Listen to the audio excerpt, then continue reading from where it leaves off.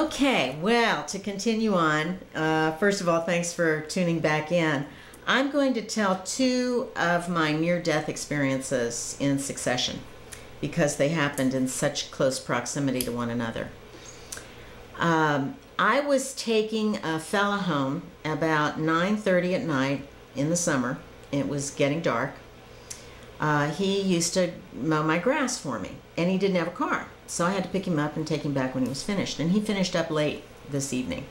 So I took him back to San Marcos. It was about a 30-minute trip from where I lived.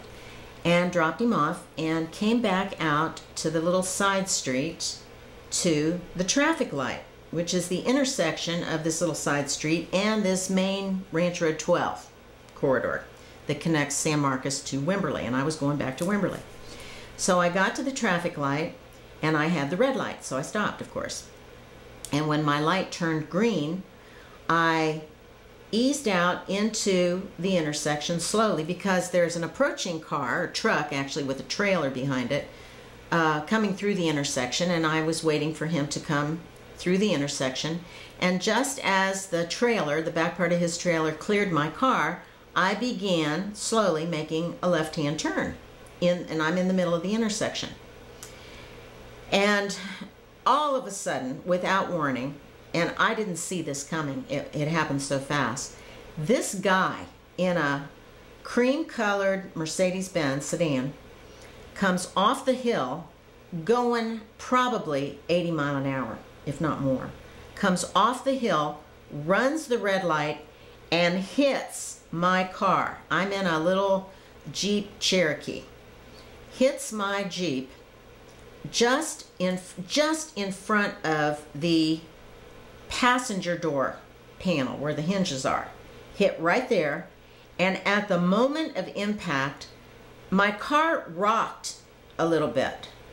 It wasn't really a jolt, it was like a rock. It moved. But at the moment of impact, his car and my car dematerialized. I swear to God, I swear on all that is holy, I swear on all that is true, this happened just the way I'm describing it. As his car passed through my car, and his car passed through my car, I'm kind of at an angle. So he hits here, and he kind of goes at an angle because he goes straight on out the road. But as he passes through my car, it's just particles. I'm sitting there holding the wheel of the car, and the rest of my car is solid. Only the part that he's going through dematerializes. So basically the whole front of my car dematerializes as he's passing through it, and his car is dematerializing as it passes through my car. I swear to God, I know this is wild, but it's really, really true. And his car, when it starts out the other side of my car, it starts materializing again and starts being solid until he passes completely through my car, and my car is becoming solid as he's passing through it. As the back end of his car passes through, my car's becoming solid again. So it's this little series of dematerialization particles. It's just all particles. That's all I see are particles. And there's a sound to it. It's kind of going zzz as this car passes through my car, kind of an electrical sound. Well, he passes through my car and just continues on. Honest to God, he was going 80, 85 miles an hour. After he passes through my car, I am shaken so bad. My whole body is shaking. My head's shaking, my torso, my arms, my legs. And it's all I can do to pull off the side of the road because of what I just experienced. It's unbelievable, isn't it? Well, it was unbelievable to me when it happened. I mean, I had to sit there for 5 or 10 minutes to calm down. And I was just really trying to calm myself down. My God, I just couldn't stop the shakes. And then I got really mad at this guy because he was going so fast and he had run this red light, and I assumed he was drunk. So I started out in hopes of catching up with him, although he was going way faster than I'm comfortable in driving. I drive pretty slow, actually, never over 60. So I'm hoping that he slows down enough to where I can get close enough to him, and I can't even see him. I mean, he's way up the road.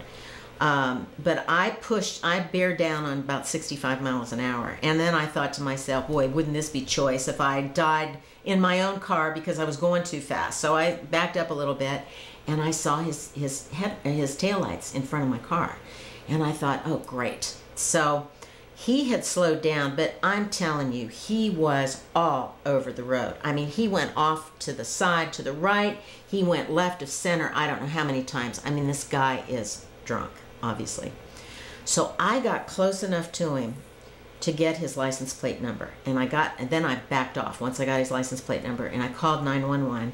And I told the cops that he was approaching the junction of Ranch Road 12 and where it turns into 32.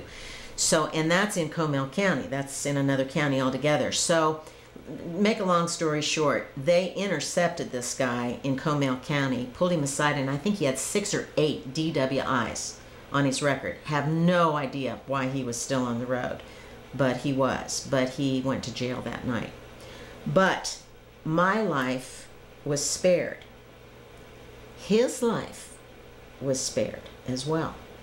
So my take on this is that our lives were spared for a higher purpose. I don't know how else to say it.